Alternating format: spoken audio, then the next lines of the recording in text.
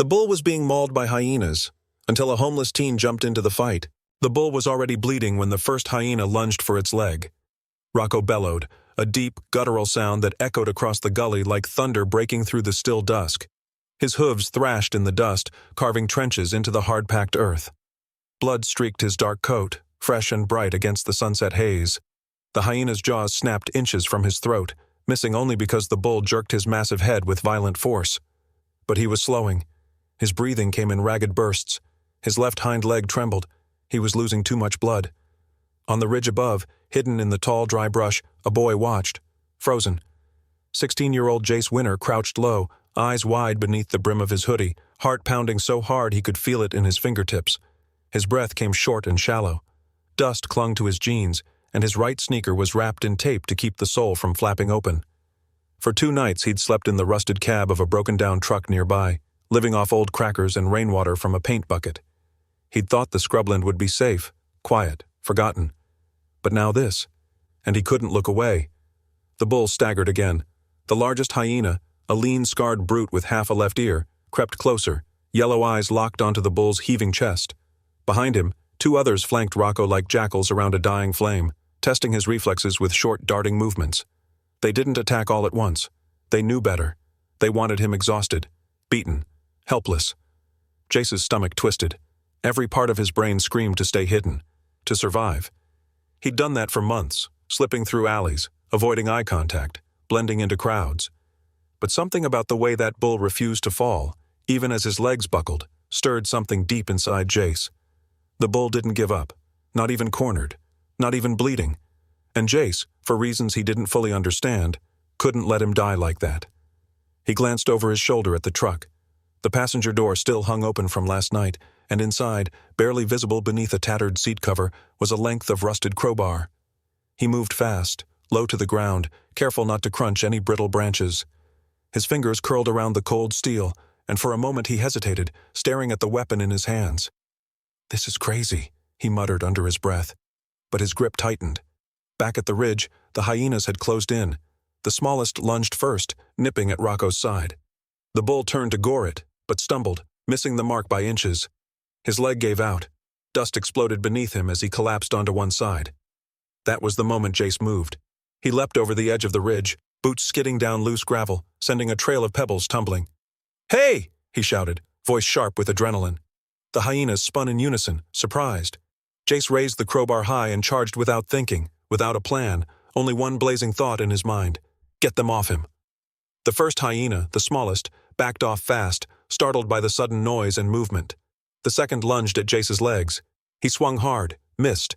The crowbar whistled through empty air. He stumbled, barely catching himself before falling. Dust filled his mouth and nose. The larger hyena circled, teeth bared. "Come on!" Jace hissed through clenched teeth, raising the bar again. The second time he swung, he hit something solid. The metal cracked against the hyena's side with a sharp thud. It yelped, recoiled, and limped away in the other direction. But it wasn't over.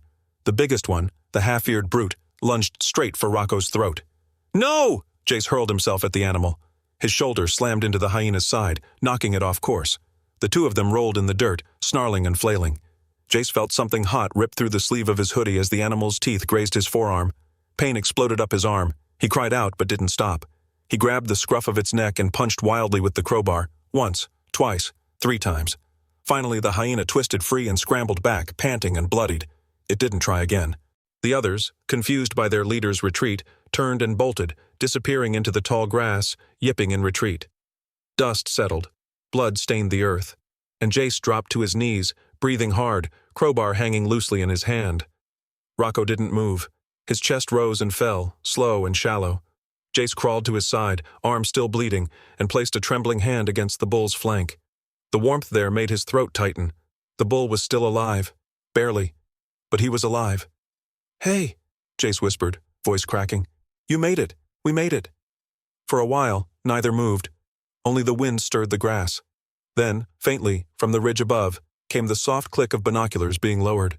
The man standing there was tall and weathered, wearing a dirt-smeared vest and desert camo pants.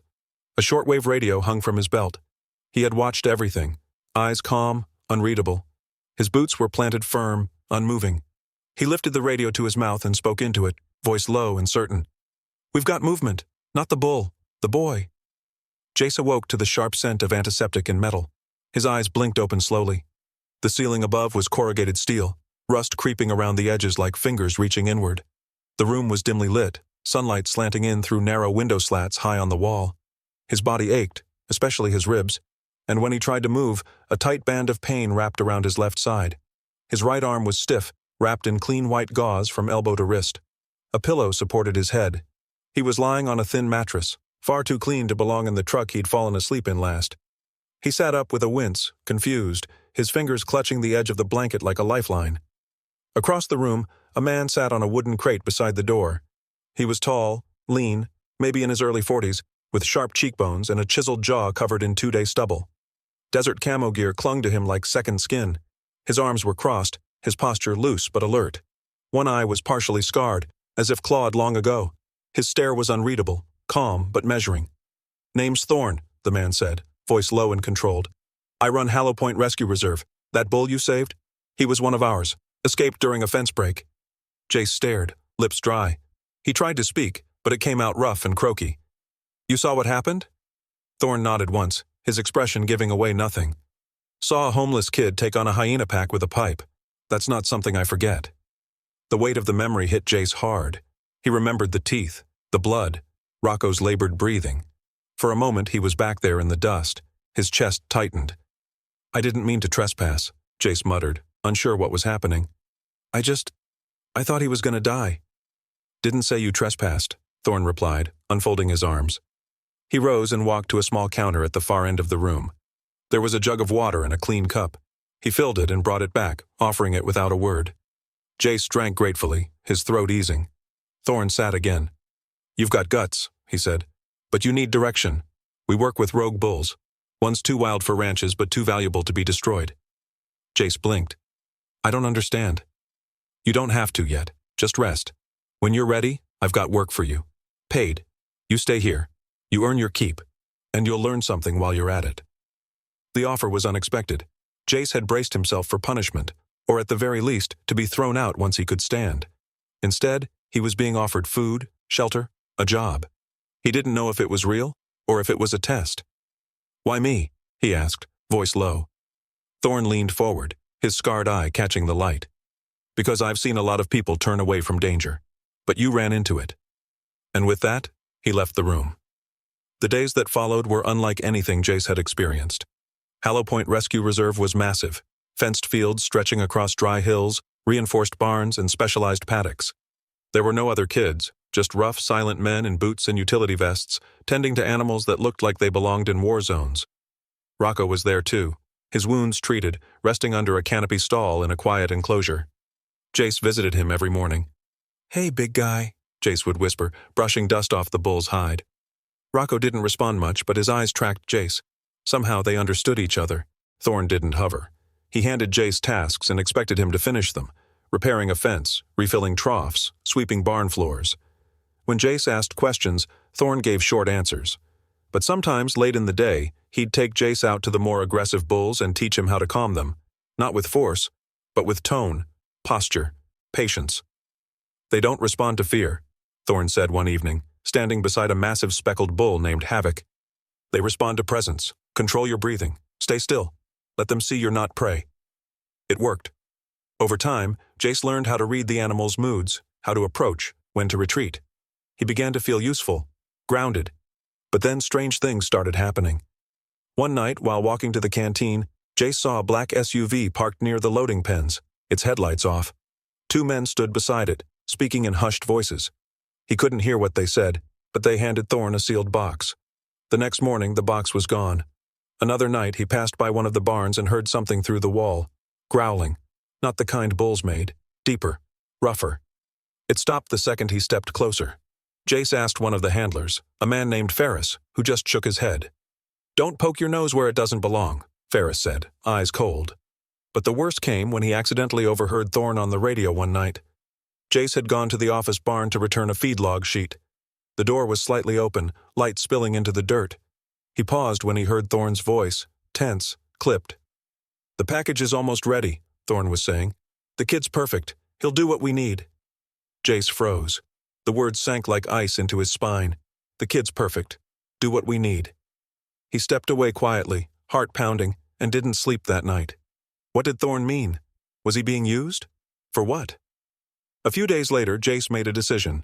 He waited until dusk, then followed Thorn discreetly across the compound as he walked toward the northern paddocks.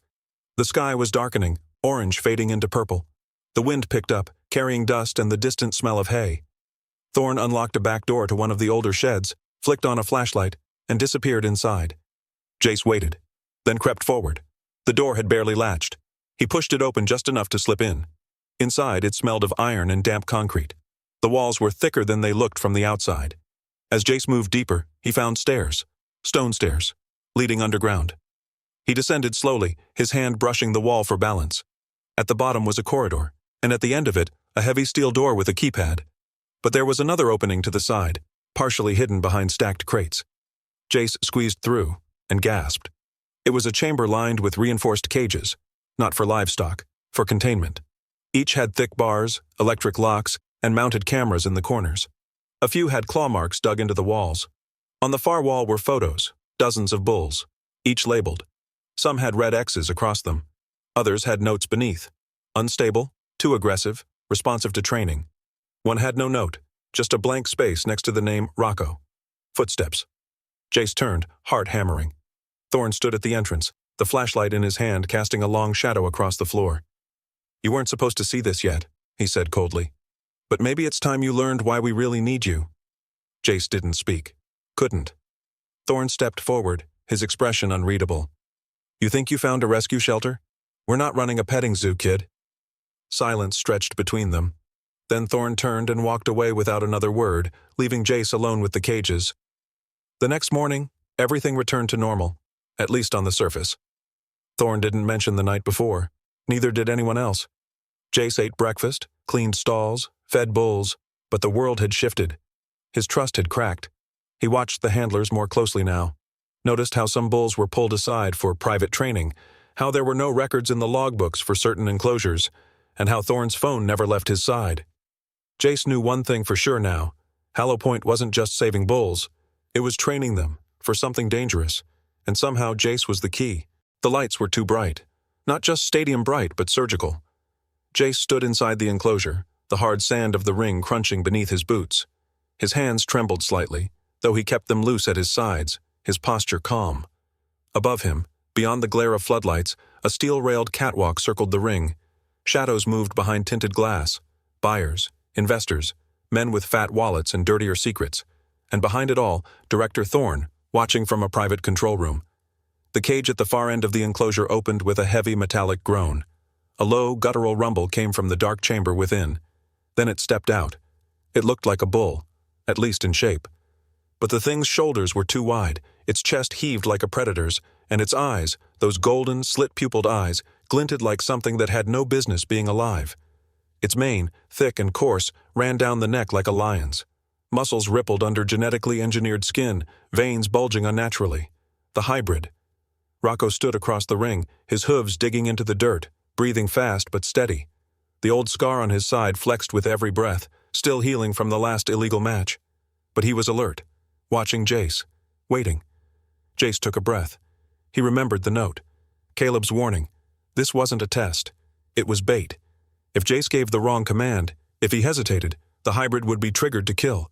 If he refused, the handlers would release it anyway. He looked up at the glass. He could just make out Thorn's silhouette, arms folded, smiling. A mechanical voice echoed from the overhead speaker. "Handler 3, commence sequence." Jace stepped forward slowly, every muscle in his body tensed. His voice had to be steady, even if his heart wasn't. He raised his hand, not high, just enough for Rocco to see. The hybrid snarled. Rocco held his ground. Jace took another step. He whispered, "Run." For a heartbeat, nothing happened. Then Rocco turned, not toward the hybrid, but toward the holding gate. He exploded forward like a missile, horns lowered, eyes locked on the steel. The gate burst open with a thunderous crash, sending shards of metal in all directions. Panic followed. Handlers on the outer perimeter shouted. Alarms blared. The hybrid reared up, confused. Then it roared and charged wildly, smashing into the wrong wall. But Jace was already moving. He darted to the stable wing, heart pounding, lungs screaming. Every hallway, every keypad, Every code. He'd memorized it all during Thorne's late-night monologues when he thought Jace was asleep in the barracks. Inside the animal corridor, Jace entered the override code. The electronic locks hissed open. One by one, stall doors slid back. Massive bulls, scarred and restless, stepped into the corridor. Dozens. All confused, some limping, others wild-eyed. But Jace had timed it perfectly. Rocco had started the revolt. The bulls surged forward. Back in the arena, the hybrid was thrashing. It couldn't understand what was happening. Chaos had no script. The buyers behind the glass stood, alarmed. Thorne slammed his fist against the console. "Where is he?" he roared. "Find the boy! Shut down the pens!" Too late.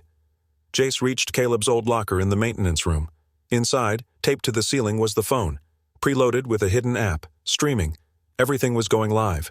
The cameras in the facility were hardwired to a private cloud, but Caleb had found a workaround. Jace activated the stream and pointed it at the chaos. Bulls storming the arena, handlers fleeing, the hybrid spinning in circles like a malfunctioning machine. He stepped into frame. "My name is Jace," he said, sweat pouring down his face. "They trained us to command these animals for underground blood matches. Director Thorne runs it. And this?" He turned the camera toward the ring. "This is what they do to life." Then he vanished into the stable wing. Behind him, the compound was falling apart. Sirens blared in the distance. Someone must have tipped off local patrols. Maybe one of the guards had a conscience after all. Maybe Thorne's enemies wanted him gone. It didn't matter. Jace found Rocco near the far paddock. The bull had slowed down, nostrils flaring, eyes alert. He was bleeding slightly, but standing strong. Jace climbed onto his back. No saddle, no rope, just trust. They took off into the dusk, past the broken gate, past the crumpled fences, through the dead trees that bordered the facility grounds. Wind whipped across Jace's face, his arms wrapped tight around Rocco's neck. Behind them, the compound shrank into shadow, and then they were gone. No one could find them. Not the cleanup crew, not the police, not Thorne's people. For weeks, rumors spread. Some said Jace had been arrested. Others said he was dead. Then a grainy video surfaced, shot from a phone by a hiker at the edge of the Red Scar Dunes. A young man, bareback on a bull, crossing the horizon, headed somewhere unknown. Until weeks later, footage surfaced of a young man and a bull crossing the desert edge, headed somewhere unknown. 3 months passed. In the dry, open stretches of southern Duroc, where the rivers split into muddy bends and the cattle roamed free along the wind-carved basins, whispers traveled faster than hoofbeats. Ranchers talked of a strange boy living among the wild bulls, untouchable, silent, almost ghost-like. One morning, just after sunrise, the cracked radio in Hal Marin's beat-up veterinary truck crackled with a voice. "You seen that kid again? The one with the horns?" someone asked on the local line. Hal grunted, turned the dial down, and narrowed his eyes toward the horizon. He had a lead. A week later, Hal found him. Jace stood barefoot in a clearing by the river bend, tending to a bull with a bloodied flank. He moved slow but sure, applying a poultice made from bark and crushed leaves. The bull didn't flinch. Its breathing was steady, trusting. Rocco towered nearby, alert but calm. His massive form cast a long shadow across the dirt as sunlight pierced the canopy above. Hal stepped from the brush slowly, hands raised. "Didn't come to drag you back, son," Hal said, voice gruff with age but soft with intention. "Just wanted to see if the stories were true." Jace turned. His hair was longer, darker from dirt, and his face had lost its youth, hardened by months of solitude. But his eyes were clear, sharp. He didn't say anything at first, just nodded once and went back to treating the wound. Hal waited. Rocco studied him but didn't charge. "Got something for you," Hal said finally, pulling a folded letter from his back pocket.